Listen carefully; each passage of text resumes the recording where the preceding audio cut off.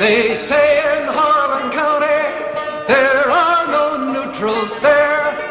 You'll either be a Union man or a thug for J.H. Blair.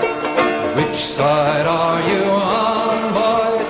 Which side are you on? Tell me, which side are you on, boys? Which side are you on?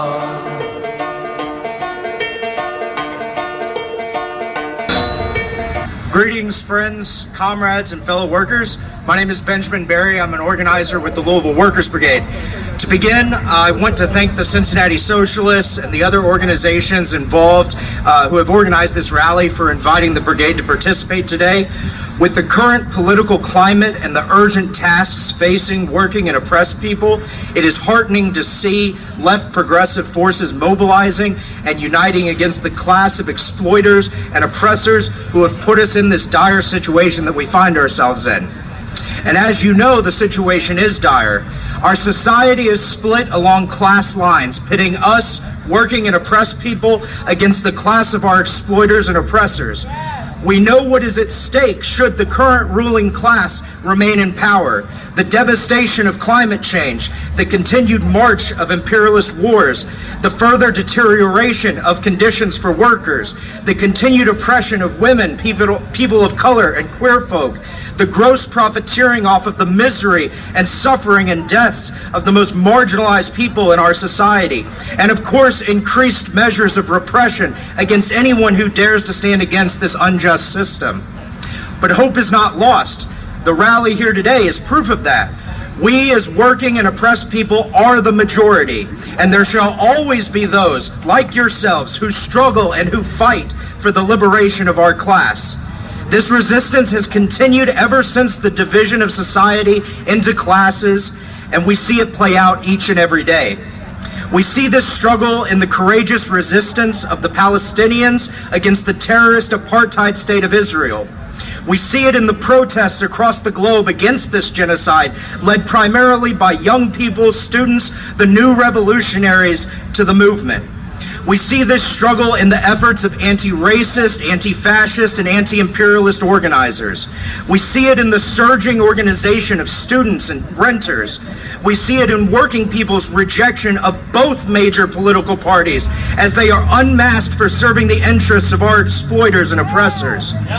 We see the struggle in the resurgence of a militant labor movement spearheaded by coffee baristas, Amazon laborers, and campus workers. The subterranean fire that the Haymarket martyr August Spies talked about is burning all around us, and it is our responsibility to stoke those flames until it engulfs this whole world in the blaze of liberation for all working and oppressed people.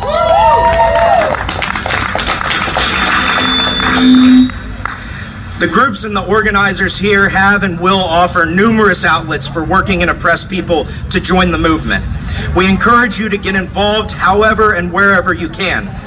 One component that I and the brigade wish to emphasize is the urgent necessity for workplace organizing. If you aren't already a unionized worker, there is no better or more important time to organize than now. Of course, everyone knows that a union provides workers better wages, better benefits, and protections. Even better, a union provides workers a democratic voice in an otherwise dictatorial workplace. But one benefit rarely discussed, often ignored, and even concealed by class collaborators within the labor movement itself, is that a union can serve as the center of liberatory and revolutionary organizing that extends far beyond the confines of a given workplace. In a union, solidarity and class consciousness are developed, forged in the crucible of class struggle during an organizing drive, at the negotiating table, and on the picket line.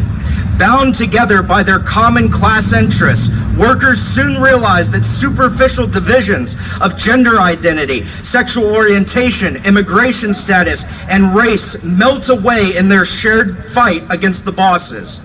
A union demonstrates the fact that workers have far more in common with each other than they do with anyone in the exploiting class.